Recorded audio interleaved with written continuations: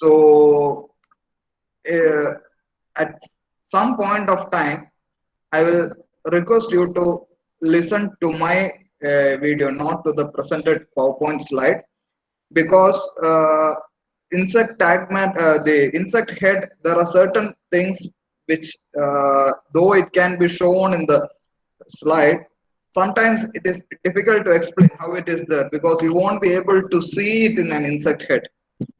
So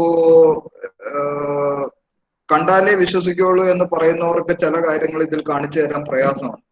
So that is one thing. I will try to show it with some examples and all with on my face itself. I will try to show how it is there. So I will move. I'm moving to the today's class, insect head. The slides are visible.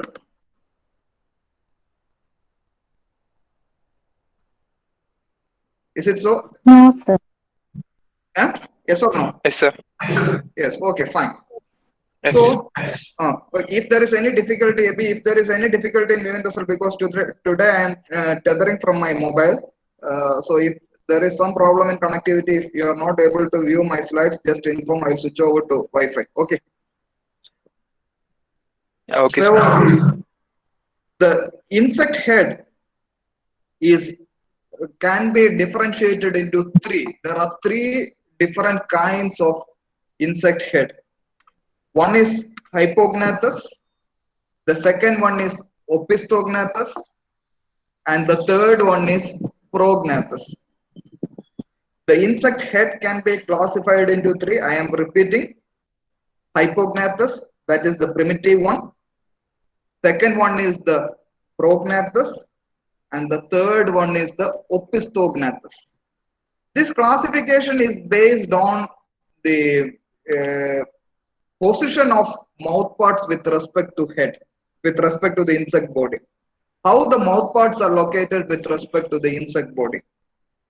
If the mouth parts are located downwards, then the head is called as Hypognathus head. Hypo means down.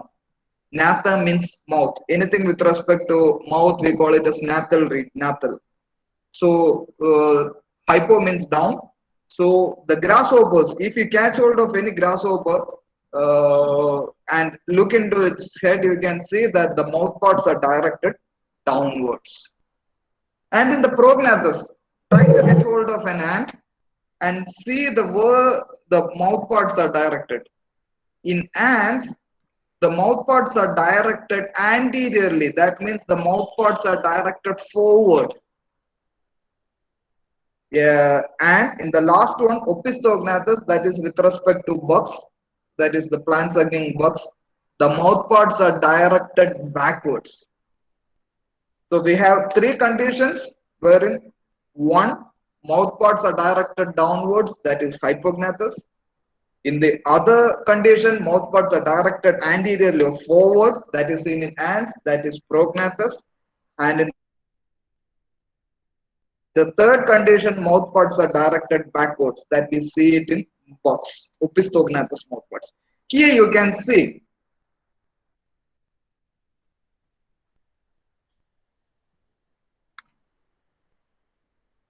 this is the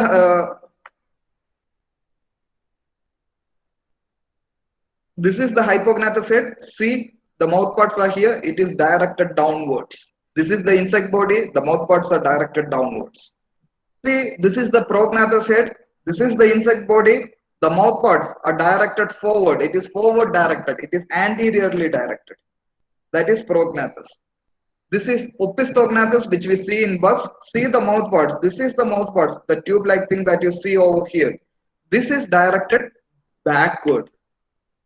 And one way to represent it is, I will show it in another way.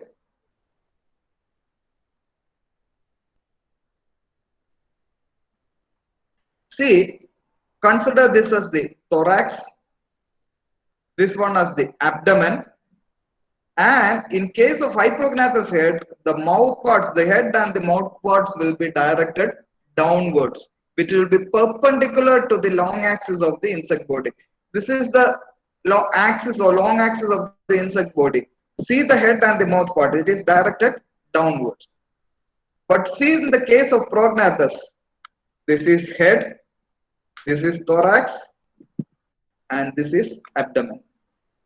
All the tagmata, so abdomen, thorax, and head are on the same axis. So the mouth parts are directed anteriorly. In the case of Opistognathus, in this slide it is given as Opisthorhynchus. Avoid it. Several textbooks give several terminology. Remember the term Opistognathus itself. In Opistognathus, this is the thorax, this is the abdomen, and this is the mouth parts and the head, which is directed backward. I think it is clear to you. If we are asked about any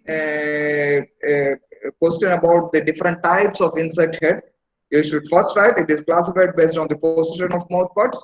If the mouth parts are directed downwards, it is Hypognathus. Give the example. Whenever you are writing any answer in this course, you should quote an example. That is fetch you marks. And in the Prognathus, the mouth parts are directed anteriorly. Example is ants. And in Opistognathus, mouth parts are directed backward. That we see it in the case of bugs. And draw these diagrams, simple diagrams. Don't go for these things.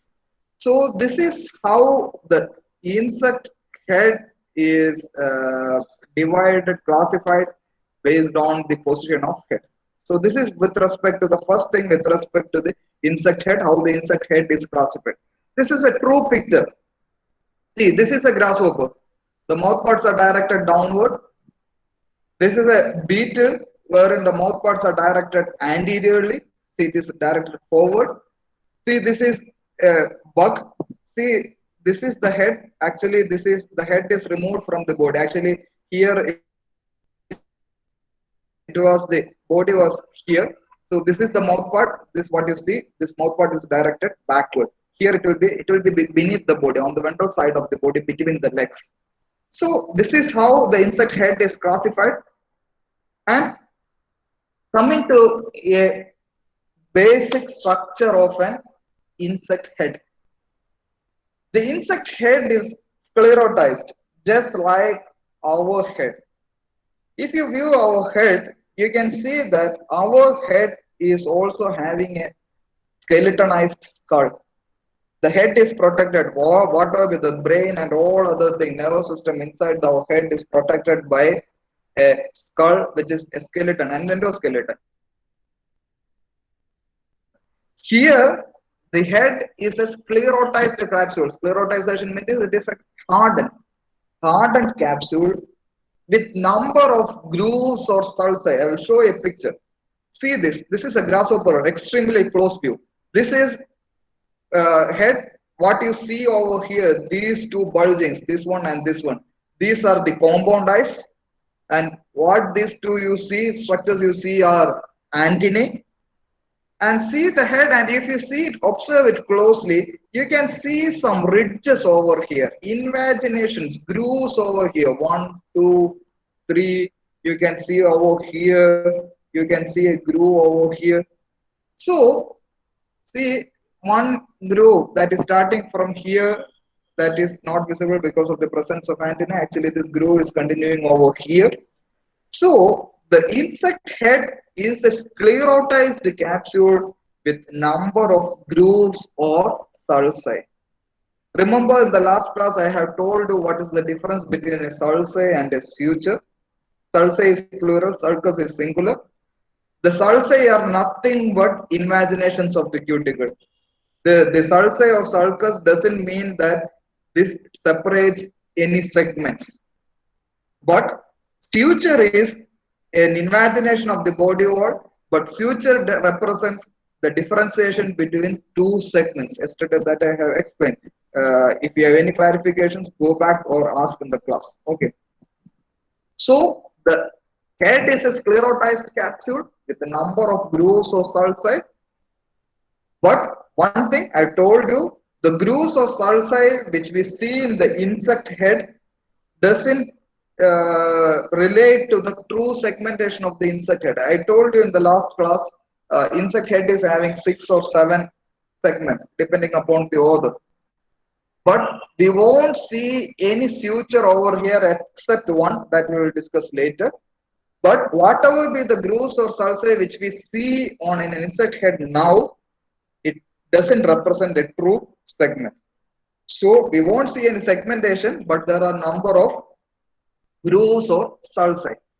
Because of this grooves or sulci, this insect head is divided into number of regions. See, this groove, this demarcates a region. Just like നമ്മൾ പാടത്തൊക്കെ വരമ്പ് വെക്കുന്ന പോലെയാണ്. So otherwise, if you are going for taking a ridge around for a furrow around a field, നമ്മുടെ കൃഷിസ്ഥലത്തിന് ചുറ്റും കിടങ്ങ് ഒഴിക്കുന്ന പോലെ. So that area will be demarcated by a ridge or a groove. Here insect head is having a groove, and this groove demarcates certain area or regions in the insect head. That is because of the presence of the sulci or grooves. What is the purpose of having this sulci or grooves and the insect head? One thing is, you might have seen every household now there after we go for concrete roofing, in order to protect the concrete from leaking, we provide a sheet roof over here, aluminum sheet roofs over the concrete structures, just like what we have in the Uttara and Dakshina hall of our college.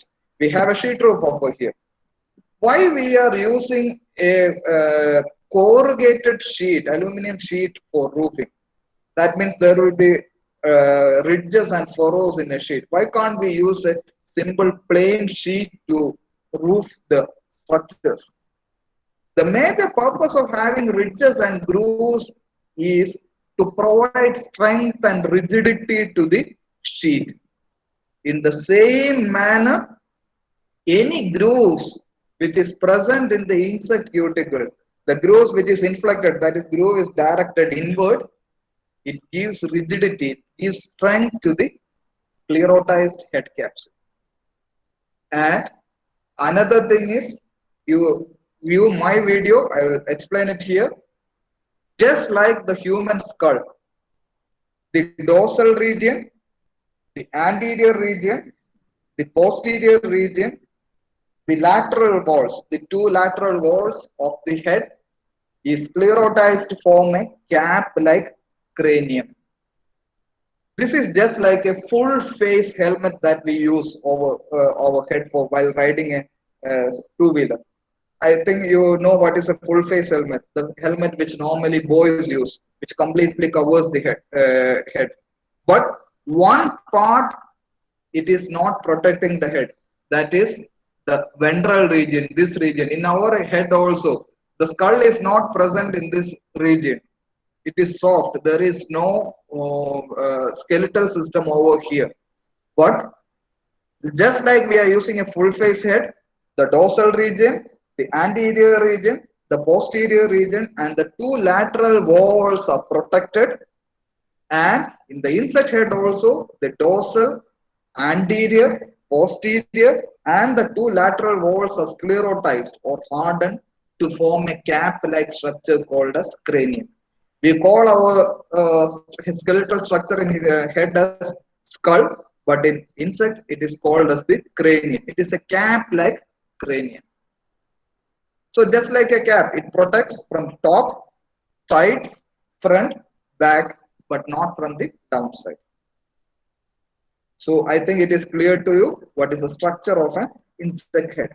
This is what we have discussed. And one thing you can see over here, you can see 1 or 2 bulgings, or 1, 2, actually one should have been here, that is masked by this antennae. These are simple eyes or ocelli. Insect head is having several parts. I told you about compound eyes, I told you about antennae. And then another thing is there are 2 kinds of eyes. One is compound eyes and another one is simple eyes or ocelli. Plural is ocellus, singular is ocellus, plural is ocelli. And we have 3 in number, 1, 2, and 3. The second one is not visible. These 2 are the lateral ocelli, and this one is the median ocelli. So it is in the middle. It is that triangular. I will show you in a diagram. Okay. So this is with respect to the different things which we sensory structures which we see in an insect head. So we will see discuss about the structure of an insect head while taking the example of a hypognathoid head. We'll take the example of the grasshopper head. So that is one of the biggest and that is one of the thing which we can easily distinguish different things. As we discussed in the hypognathoid head, the mouth parts are directed downwards. There are a pair of compound eyes on the lateral or dorsolateral walls of the cranium. Consider, uh, see my video. The compound eyes are located on the lateral side. That means either here or dorsolateral. That means a part of the compound eye will be lying on the top and the part will be lying on the sides of the cranium. So compound eyes can be see either present on the lateral side or on the dorsolateral part. It can occupy the dorsal area as well as the lateral parts of the cranium. Then we have three ocelli. I have shown you that we have three ocelli. Usually the ocelli is present between the compound eyes. Actually the compound eyes are here. So the ocelli will be between here. Two will be here, the lateral ocelli, and one will be here. That is the median ocelli. So three ocelli, two will be here and one will be here. Whether my video is clear? Yes, sir. Okay, Yes, fine. sir. Yes. Okay.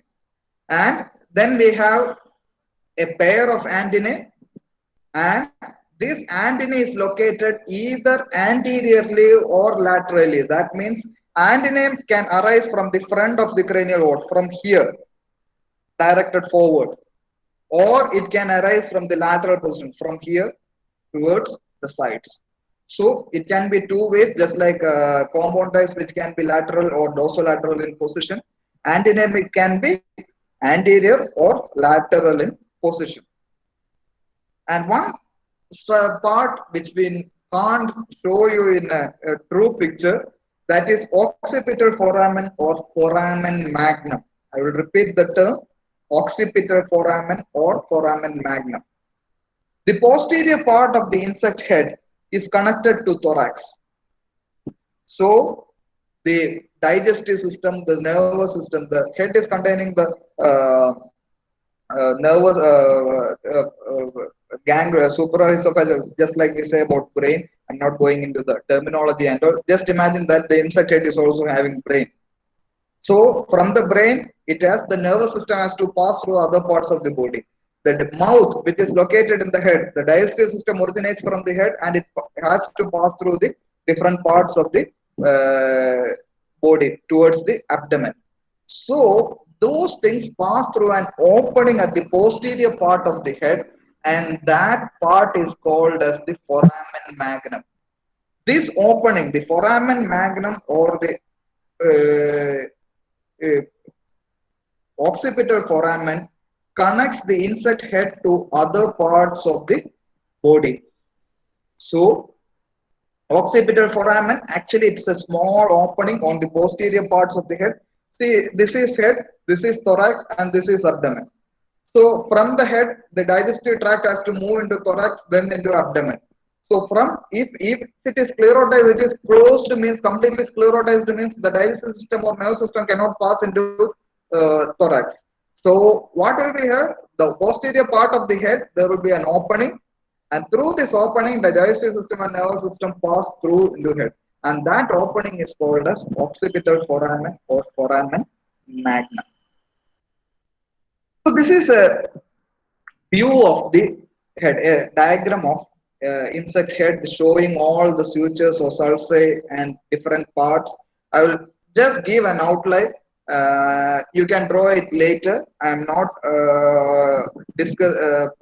going into much detail, but I will give a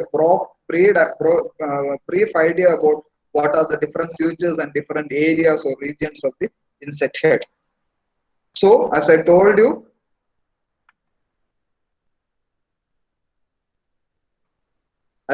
you, these two are the compound eyes. This one is the antennae. These are the median lateral ocelli and the median ocelli 1, 2, and 3.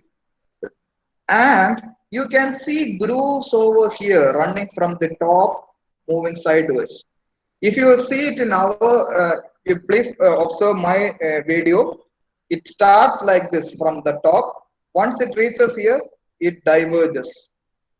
It is like an inverted Y. The stem is here, and once it reaches here, it diverts. Just like that, this is here. This suture or sulcus, this is actually, it's not a true suture. It's actually a sulcus, but primitively from earlier onwards, it is called as sutures, almost all the sutures. But in this book, it is all the things are given as sulcus except one, that is perfect. So if you study it like that, it is good. So it is epicranial suture or ecdysial cleavage line. I will come into it later, this one. And this area, this is an area that is the front area, that it is called as frons. So this area is frons. Beneath the frons, we have a small area called as clypeus that we have seen. And beneath the clypeus, we have a labrum. Labrum is just like a lip. It is a flap-like lip. It can move forward and backward. So this is labrum. And the lateral area, the major part of the lateral area is occupied by an area called as gena. And what you see over here is mandibles. That is, if it is labrum, this will be mandibles. Mandibles are hardened structures, just like our teeth, which enables the insect to chew. So this is the anterior view. If you see the lateral view,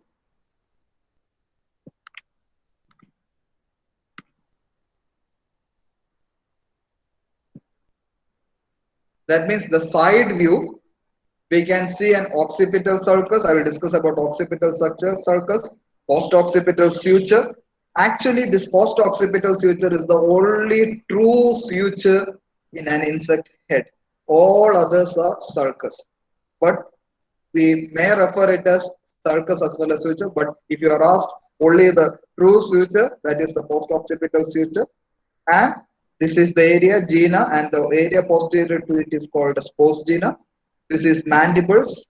This is the another mouth part, that is maxilla, and behind maxilla we have another mouth part, that is labia. We will discuss about mouth parts in the next class, in the next week. So these two are the lateral view. Don't worry, I will come into details of all these three. I am just giving a broad idea on it. And this is the back side or the posterior side. Here we have seen the anterior side, the lateral side, the posterior back side. See, this is the occipital foramen. This is the opening which connects the insect head to the thorax. So we will go into one by one the sutures or sulci or cranium. Actually, all are sulci except one, that is post-occipital suture. Even though I have given it as suture, the only true suture is post-occipital suture, because post-occipital suture is the suture, that is the groove which represents separation of two segments. All others doesn't have any association with insect segmentation. It doesn't represent one segment, differentiation between one segment and the other. But post-occipital suture differentiates between one segment and another.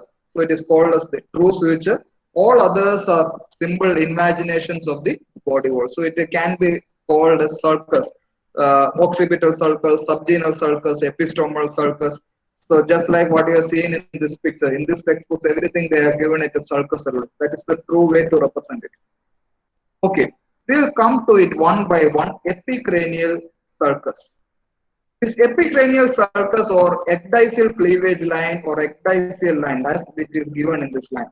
This ecdysial line starts, check my video, starts from the top of the head. This top of the head is called as vertex. I will repeat again. The dorsal part of the top part of the insect head is called as vertex. It starts from the vertex. Once it reaches the just above the frontal area, it arms, it branches into two. So it is an inverted Y-shaped structure. And the portion of the epicranial suture or the ecdysial line, that is the stem portion of this Y, that is this line, that is called as the coronal or metopic suture. Okay, I have given this is coronal or frontal suture. So this line which just reaches the front, this is the coronal or metopic suture. Once it reaches the frontal area, it branches into two, and these two branches or arms are called as frontal suture, and it limits the front. The front lie like here, and the frontal suture will be lying just above it. That's why it is called as the frontal suture delimits the front. This is the line which limits the fronts. So epicranial suture or ecdysial line is inverted Y shape, and the stem of this Y is called as coronal suture, and the branches is called as the frontal suture, and it delimits limits the frontal area, and it is called as ecdysial line because this line, the sclerotization is not that perfect. That means it is weakly sclerotized. So what will happen is when the insect goes for molting, this is the portion where the cuticle splits first, because here sclerotization is not perfect and it is a weak point. So the cuticle splits first over here. That is why it is called as ecdysial line. One thing I will ask, are you finding it difficult to follow this, or are you able to follow it?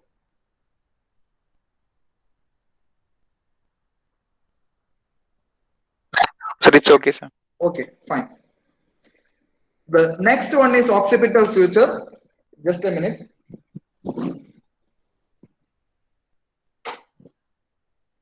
Okay. So occipital suture is at the posterior part of the head. I have borrowed two hairbands from my daughters. I will explain it with two hairbands. Actually, we have two sutures at the posterior part of the head. The first one, I have taken a white hairband. Is it visible?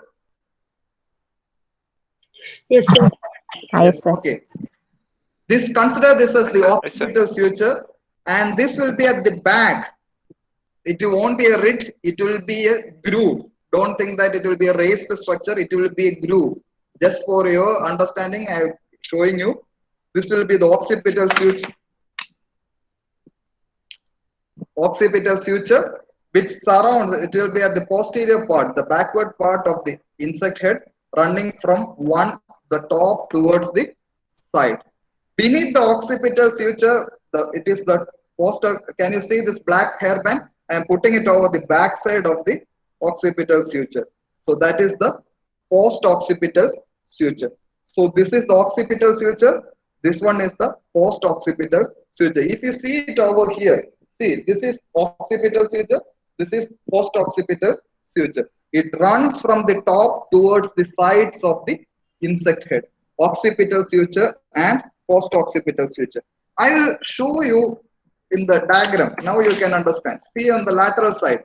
This is the occipital suture or occipital sulcus. From the back side of it is at the posterior part of the head, running from the dorsum to the lateral edges. And this is the post-occipital suture, and running from that is again posterior to the occipital suture and running from the top to the side. So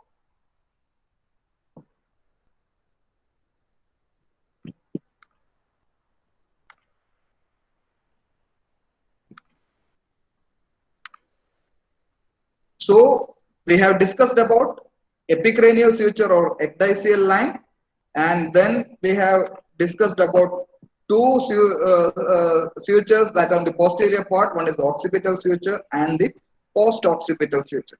Can you see this is the post-occipital suture that I have kept over here, and can you see it over here? Here there is a darkened area that is be somewhat over here.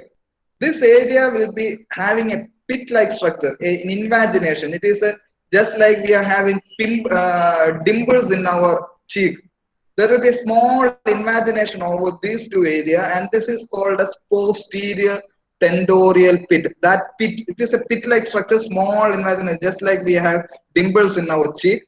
At the tip of the posterior tendorial pit, posterior post-occipital sulcus, we have a small imagination depression that is called as posterior tentorial pit. I will discuss about the characters of posterior tentorial pit later. Uh, so we have discussed epicranial suture, occipital suture, post-occipital suture. It runs transversely, occipital suture runs transversely across the posterior part of the cranium. Post-occipital, it is extreme posterior part of the cranium. It surrounds the foramen magnum. Foramen magnum is at the back. Post-occipital suture is here. So it surrounds the foramen magnum dorsally and laterally. See, occipital suture is here. Post-occipital suture is posterior to occipital suture, and it surrounds here. It is the foramen magnum. So it surrounds the foramen magnum dorsally and laterally. And one way to represent post-occipital suture is that I told you at the tip, ventral ends of the post-occipital suture. This is the dorsal area of the post-occipital suture. This is toward the lateral sides. And the ventral ends, I told you we are having two pits called as posterior tentorial pits. So some textbooks refer to it as the line connecting the two posterior tentorial pits. See, this is a posterior one pit, this is another pit, two on the lateral sides, and the line connecting the posterior tentorial pits are called as post-occipital suture. And regarding invagination of tentorium and all, I will come to it in the next slide. I am not describing it over here. So we have described three sutures. The first one is the epicranial suture or ecdysial line, then occipital sulcus or suture, then next is the post-occipital suture. It is the true suture. I will tell you what is the true suture. I told you what is the true suture. Then we have the next one, that is subgenal suture and the epistomal suture. I will first discuss about the epistomal suture first. See, I told you this is the inverted Y-shaped ecdysial line, and this is the frontal area. And beneath the fronts, we have a line like this. And this line, that is the groove or sulcus, is called as the epistomal sulcus. So there will be a line in front, and that there is a groove in front. That groove is called as the epistomal sulcus. That groove, the epistomal sulcus, on the two edges we have again two pits or imaginations called as anterior tentorial pits, that you can see it over here. See this area, this diagram. Here we have posterior tentorial pit, here we have anterior tentorial pit. So this is the epistomal sulcus.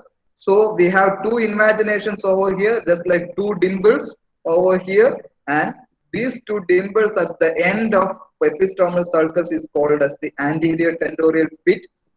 And we can also say that epistomal sulcus is or the line connecting or the ridge connecting or groove connecting anterior tentorial pits. These are the two anterior tentorial pits, and there will be a groove connecting this anterior tentorial pit. Sometimes in sub-textbooks it is also referred to as frontoclypeal sulcus, because this is the groove which differentiates the fronts and clypeus. So it is epistomal sulcus. And so I told you, here it is the anterior tentorial pit, here it is the posterior tentorial pit at the ventral end of the post-occipital suture, and the line connecting anterior tentorial pit and the posterior tentorial pit, that is called as the subgenal sulcus. I am repeating again, we have two pits over here, that is anterior tentorial pit. The line connecting the anterior tentorial pits are called as the epistomal sulcus, that is between fronts and clypeus. And we have a posterior tentorial pit at the ventral end of the post-occipital sulcus, that will be over here, just like this. And we have the anterior tentorial pit over here, and the groove connecting, the line connecting anterior tentorial pit and the posterior tentorial pit is called as the subgenal sulcus. Okay, so we have discussed about the five major sutures and sulcus in insect head: epicranial suture or ecdysial line, occipital suture, Actually, it is an occipital sulcus, post-occipital suture, subgenal sulcus, and epistomal sulcus. We discuss this. Subgenal sulcus on either side of the head. See, that is on the either side of the head, close to the lower edge of the lateral cranial wall. It's an imaginary line connecting anterior temporal pit and the posterior temporal pit. I told you anterior temporal pit is here, posterior temporal pit is here. The line connecting this is called as subgenal sulcus or subgenal suture. Epistomal or fundoclavial suture is the line connecting anterior tentorial pits. Anterior arm and all, tentorium and all, I will discuss later. When we have ocular suture, antennal suture, and pilineal suture, I will show it in the picture. See, there will be a groove surrounding the compound eyes. There will be a groove. This groove is called as the ocular sulcus. The groove surrounding the antenna here, that is called as the antennal sulcus. And in flies, yesterday I told you while molting there is a structure called as stellinum in the insect head, and in the case of flies, wherein the ecdysis occurs, initiates, and in flies we have that is the stellinum will be somewhere here. That will be a weak region of the insect cranium wherein the ecdysis occurs, and this stellinum is differentiated by a stellinal suture. So that is in flies. Just remember there is a stellinum in flies, and the stellinum is surrounded by a groove called as stellinal suture. But in grasshoppers, we will see won't see any stellinum. We will see a groove surrounding the compound eyes, that is an ocular sulcus, a groove surrounding the antennae, that is called as the antennal sulcus. So this is with respect to the sutures. Because of the presence of, just a minute, I had to connect my laptop to power.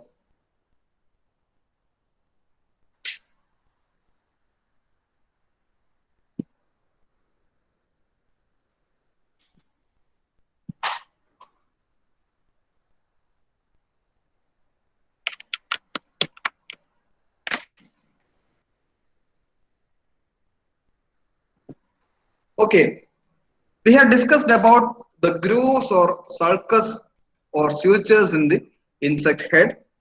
And I told you because of the grooves on the insect head is divided into different areas. And see what are all the areas of insect cranium. See, the area which is delimited by the frontal suture at the top and the epistomal suture at the bottom. This area is called as the frontoclypeal area, this anterior part. This frons comprising clypeus.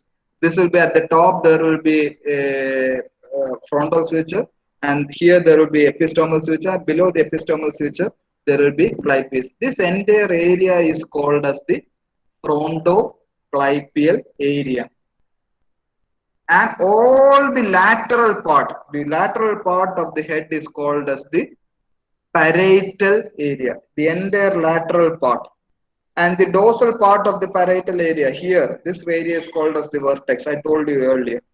The entire lateral part is called as the parietal area. And in the parietal area, the major part is occupied by an area called as gene. That is here. That means here it is compound eyes, and the portion behind the compound eyes and beneath the compound eyes. That means all this cheek area. This area is called as the gena. So the major areas are frontoclypeal area. That means this frontal area. Here it is the frons, and below the frons it is clypeus, and this area is called as the frontoclypeal area. And this lateral area, the side area, is called as the parietal area. And in the parietal area, on the lateral side, we have an occipital sulcus and a post-occipital suture. So the area between the occipital sulcus and the post-occipital suture is the occipital arch, or sometimes it is called as occiput. And the area behind the post-occipital suture, that is over here, it is called as post-occiput. I will show it again. This white one is the occipital suture.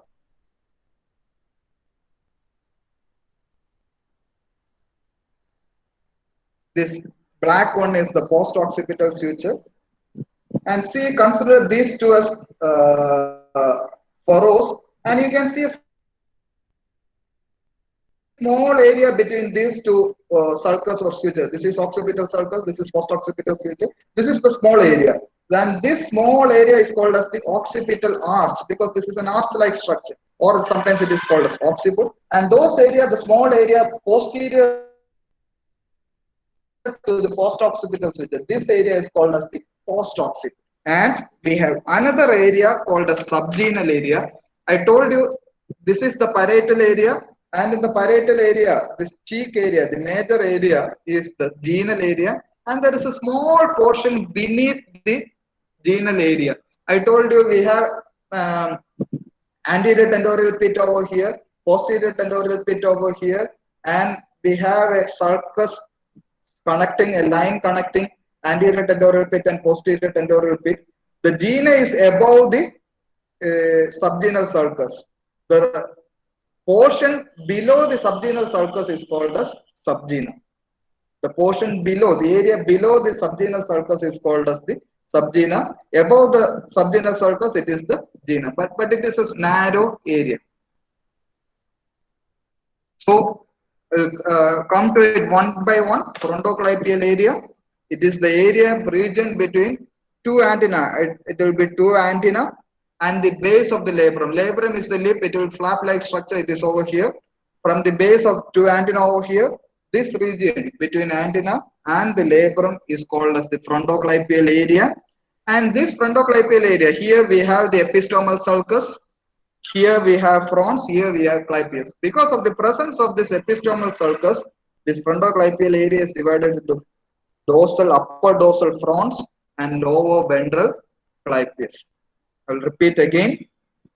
This frontomedial area, this is frontoclypeal area. It is here top, it will be dorsal area, it is delimited by frontal suture.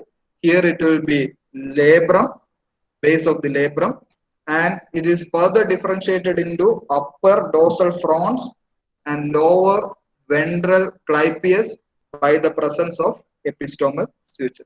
And here it will be having the median ocellus that I have shown you. Lateral ocelli, median ocelli. Coming to the parietal area, this is the parietal area. I told you the compound eyes, sometimes it is present laterally or dorsolaterally. So it can have the compound eyes.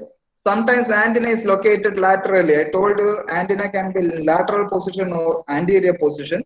So antenna can be on the lateral position. So if it is on laterally, it will be in the parietal area. And the two lateral ocelli, it will be over here. So it will be on the parietal area. And the dorsal portion of the parietal area is called as the top of the head. It is called as the vertex. This area, it is called as the vertex. And the lateral part of the parietal area, this is the parietal area, this is the compound eye. And the portion of the parietal area behind, that is this part, and beneath, that means the low, this part is called as the genium. That means we can call it as the cheek of our face. And this forms the major part of the parietal area. Occipital arch, I told you, the posterior part of the head, the area between occipital sulcus and the post-occipital suture. Post-occiput, this is the narrow, it will be extremely narrow rim posterior to the post-occipital suture, and the cervix will be, the neck will be attached to the post-occiput. Then coming to the subgenal area, the subgenal area, I told you this is the genal area, this part is genal area, and we have anterior tentorial pit over here, posterior tentorial pit over here, and there will be small area beneath the ventrally to the subgenal sulcus, and that area is called as the subgenal area, and all the mouth parts are attached to it. Actually, the mouth parts will be over here. This is the subgenal area. Here it will be labrum. I will show it how it looks like. Mouth parts I will describe it in the next class. This is the subgenal. Labrum is actually in the frontal area. This is the labrum. This will be the mandibles, and behind that posterior to mandibles there will be maxillae, and behind that it will be labium. So labrum, mandibles, maxillae, and labium. So that means nasal appendages, that is the mouth parts, mandibles, maxillae, and labium.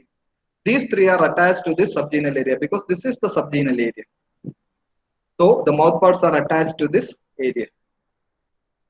This is again in a picture like thing.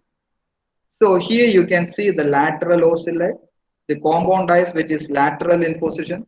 Here the antenna is in anterior position, and here you can see the epistomal sulcus or frontoclypeal sulcus.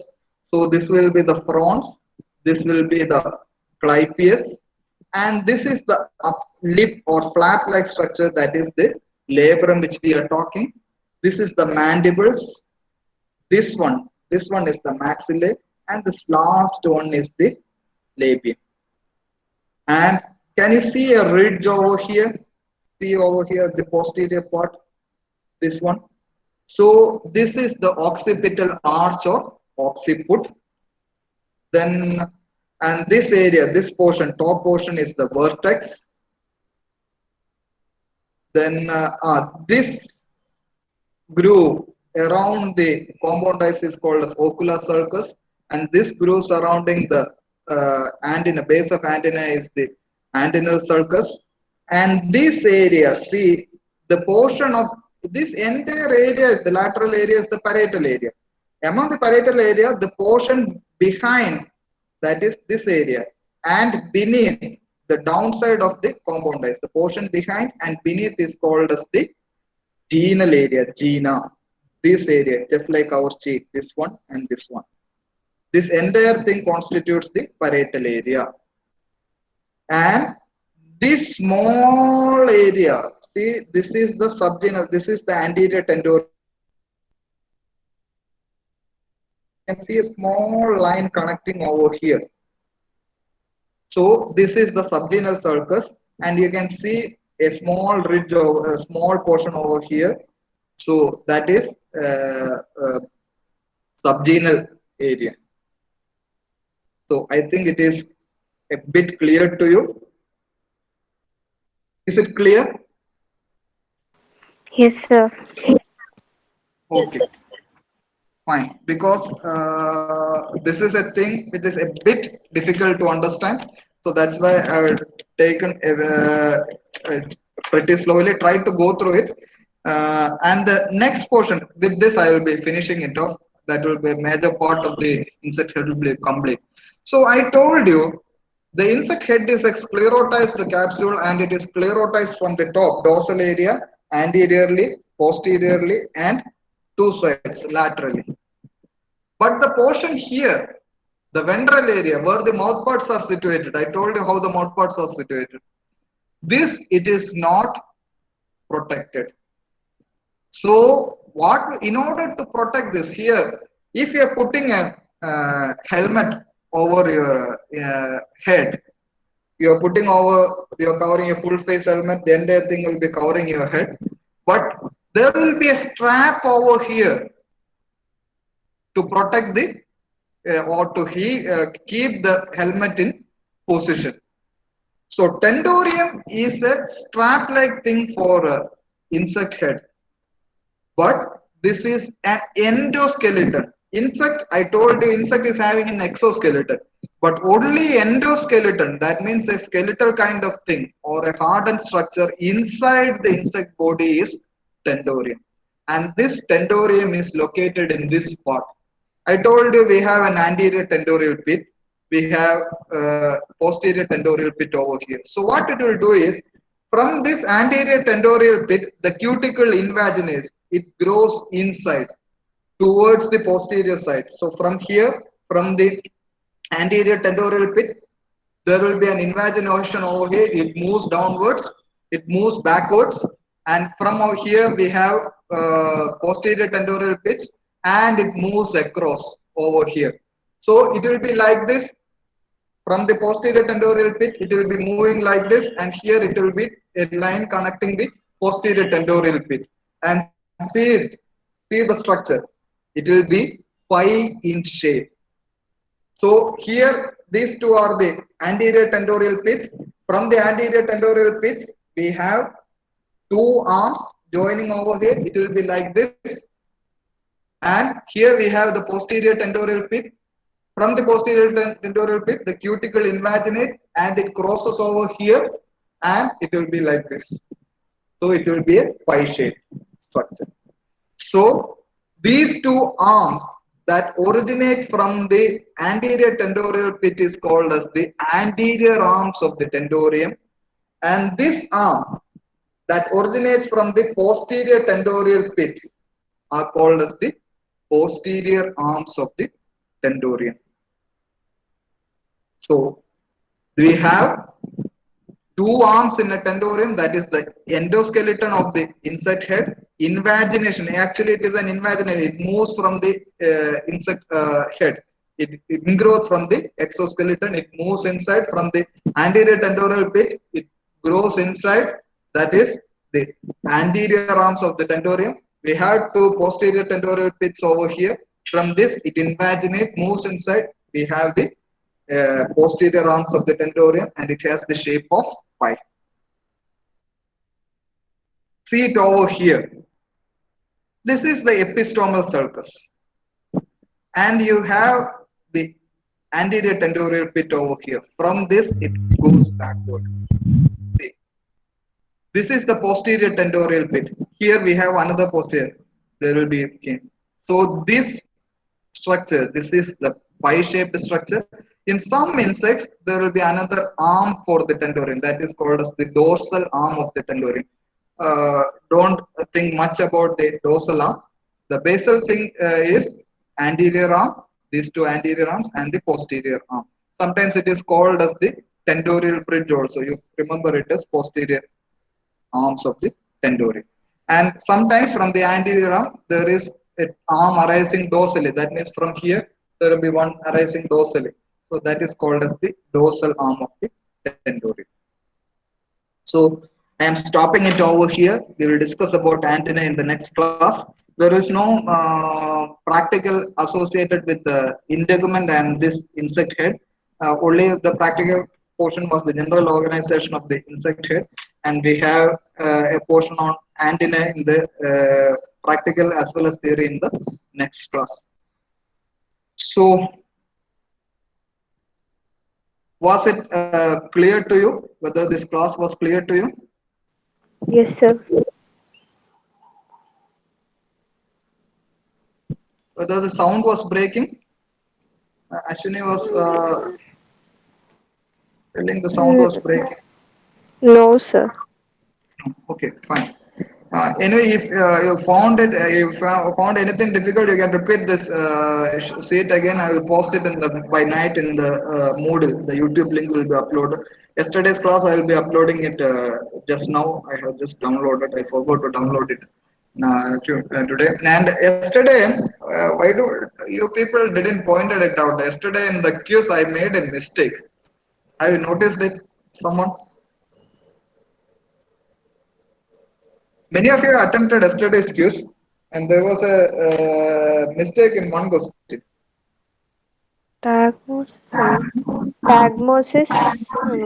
No, അല്ലേ പിന്നെന്താ Allah. Actually, number of segment. Actually, I told you either it should be 20 or 21. I have not given an option for 21. I have given only for 20 only. In Madhusa's note, it is 21. I have given an option for 20. Actually, that was the right answer in that. I have not given for option 5. I think I have given 18, 19, 20, and 22 as the option. I not given 21 in that. That is, Anusri has correctly pointed out, that is the monarch butterfly. Monarch butterfly, when I checked your answers today, I've seen that one question, many of you have made a mistake, and I checked the question again. I've given the option wrong in the model. So that's why I corrected it. Now if you check it, it is monarch butterfly. If you go back to that exam, you can see that answer will be corrected in your sheet. So anything else?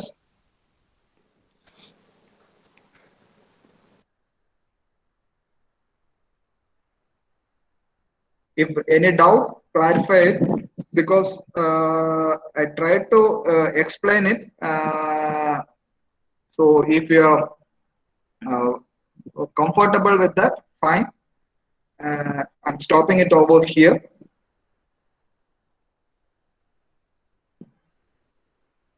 Okay. Thank you. Thank you, sir.